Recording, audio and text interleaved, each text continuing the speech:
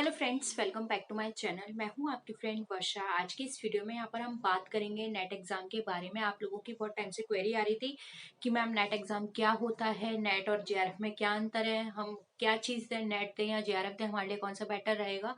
तो आज हम इसके बारे में डिस्कस करेंगे।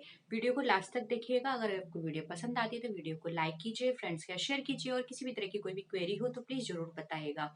तो देखिए, यहाँ पर हम बात करते हैं नेट के बारे में। तो जैसे कि आपको पहले भी आपने देखा होगा या नेट के बारे में पढ़ा होगा, नेट का मतलब होता है नेशनल एलिजिबिलिटी टेस्ट।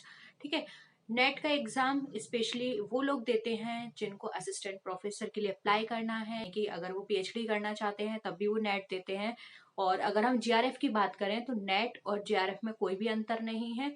आपके जो भी कट ऑफ निकलती है वो कट ऑफ दो तरह की कट ऑफ निकलती है नेट एग्जाम में। अगर आपकी कट ऑफ कम वाली कट ऑफ निकलेगी तो आपका नेट एग्जाम होगा, अगर आपकी हाई कट ऑफ आएगी तो आपका जीआरएफ होगा। आप ऐसे समझ सकते हैं, एक एग्जांपल के थ्रू मैं आपको समझा रही हूँ।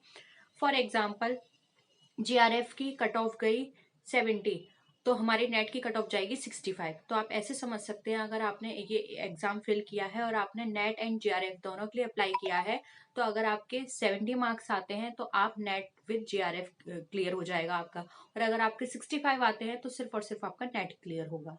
कई स्टूडेंट यहाँ पर क्या करते हैं, वो सिर्फ नेट के लिए अप्लाई करते हैं, यानी कि ओनली नेट फिल करते हैं ऑप्शन, या फिर वो ओनली जीआरएफ फिल करते हैं। तो अगर फॉर एग्जांपल अगर उसने जीआरएफ फिल किया है लेकिन उसकी 65 परसेंटेज आई, तो वहां पे वो नेट क्वालिफाई नहीं माना जाएगा। इसीलिए ये कहा जाता है कि आप कभी भी नेट एग्जाम के फॉर्म भरें तो वहां पे नेट विद जेआरएफ करें। उसमें जो भी कट ऑफ आप क्लियर करेंगे वो आपका एलिजिबल, यानी आप वहां पर क्लियर आपका वो हो जाएगा एग्जाम, और आप वहां पर उस एग्जाम को पास कर लोगे। ठीक है। अब यहाँ पर है नेट और जीआरएफ की एलिजिबिलिटी। तो देखिए, यहाँ पे जीआरएफ के लिए एलिजिबिलिटी बना दी गई है।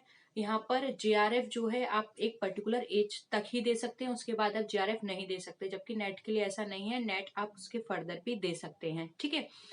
अब ये बात करते हैं कि ये एग्जाम कब कब होता है। तो जो नेट का एग्जाम है वो हमारा साल में 2 बार होता है।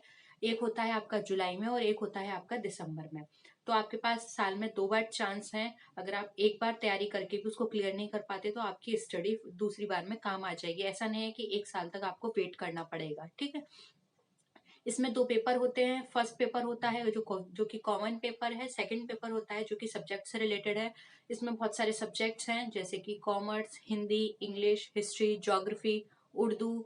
तो इसके में आप वहां पर अपने सेकंड जो भी आपका लैंग्वेज है उसको चूज कर सकते हैं। ठीक है। फर्स्ट पेपर जो कॉमन पेपर है उसमें आपका रिसर्च मैथोलॉजी पूछी जाती है। तो ये हो गया आपका 2 पेपर हो गए कॉमन पेपर। अगर आपको सिलेबस देखना है तो सिलेबस हमने ऑलरेडी डिस्कस कर लिया है चैनल पे, तो आप उसको देख सकते हैं। ठीक है। अब यहाँ पर बात ये आती है कि मैम अगर हम नेट एग्जाम देते हैं तो हम किस किस के लिए अप्लाई कर सकते हैं। तो देखिए, अगर आप नेट एग्जाम क्लियर हैं या फिर आप करना चाहते हैं तो आपको ये पता होना चाहिए, नेट एग्जाम क्लियर करने के बाद आप असिस्टेंट प्रोफेसर के लिए अप्लाई कर सकते हैं। कई बार कई जगह यूनिवर्सिटी के लिए एप्लीकेशंस निकलती हैं, तो उसके लिए भी आप उस फॉर्म को फिल कर सकते हैं। ठीक है। और रही बात जीआरएफ की, तो जीआरएफ अगर आप कर चुके हैं और आप फर्दर स्टडी के लिए जाना चाहते हैं, फॉर एग्जांपल आप पीएचडी के लिए जाना चाहते हैं, तो जीआरएफ अगर आप करे हुए होगे तो आपको बहुत बेनिफिट मिलेगा। वहां पर आपको स्कॉलरशिप भी मिलती है अगर आप जीआरएफ हैं तो। ठीक है। तो सिर्फ एक छोटा सा ओवरव्यू था नेट एग्जाम के बारे में। होप यहाँ पर आपको सारी चीजें क्लियर हुई होंगी। किसी भी तरह का डाउट हो तो आप नीचे कमेंट सेक्शन में लिख सकते हैं। हम कोशिश करेंगे उन पर भी वीडियो बनाने की। तो नेक्स्ट वीडियो में मिलते हैं आपसे, तब तक के लिए टेक केयर, बाय बाय।